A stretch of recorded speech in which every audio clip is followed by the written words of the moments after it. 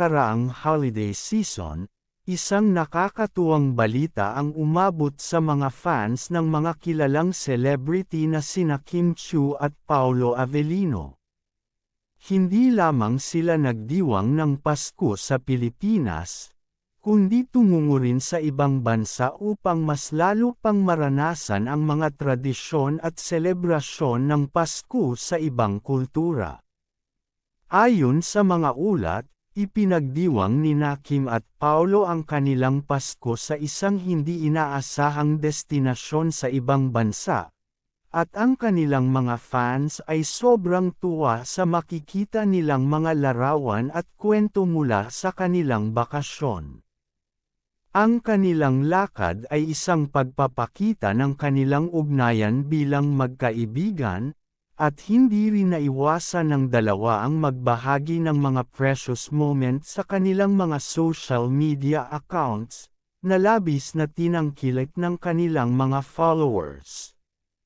Sa kanilang mga Instagram stories at posts, makikita na masayang nag-explore sina Kim at Paolo sa isang sikat na holiday destination na nagbigay daan upang maranasan nila ang lamig at kakaibang vibes ng Pasko sa ibang bansa. Habang abala sa pag-aasikaso ng kanilang mga biyahe, pareho nilang pinuri ang mga magagandang tanawin, ang malamig na klima, at ang kakaibang atmosphere na nagsilbing backdrop sa kanilang mga adventures. Ayon sa ilang mga post nila, ang pinaka-highlight ng kanilang trip ay nang magkasama silang pumunta sa isang kilalang lugar na tinatangkilik ng mga turista tuwing panahon ng Pasko. Habang nililibot nila ang lugar, napansin ng kanilang fans ang saya sa kanilang mga mata. Masaya at comfortable sila sa isa't isa, at parehong nag-enjoy sa pagkakataong mag-bonding at mag-relax sa isang bagong lugar.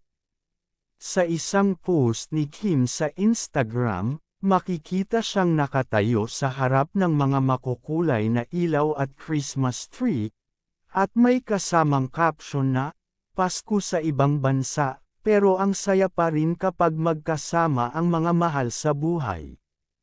Grateful for moments like this. Sa isang post naman ni Paolo, makikita siyang hawak ang isang tasa ng mainit na tsokolate habang naglalakad sa isang snowy street na may mga Christmas lights sa paligid. Kasama niyang naglakad si Kim, at may caption siyang, walang kasing saya ng Pasko kapag ang mga simpleng bagay ay nagiging espesyal dahil sa mga kasamahan mo. Habang tinatangkilik nila ang holidays sa ibang bansa, hindi nila nakalimutan ang mga espesyal na tao sa kanilang buhay. Sa isang post ni Kim, inihayag niya ang pagpapahalaga sa kanilang mga pamilya, pati na rin sa mga fans na patuloy na sumusuporta sa kanilang mga proyekto. Mahalaga ang bawat sandali ng Pasko, at ang mga simple pero meaningful na moments ang nagpapakita ng tunay na diwa nito.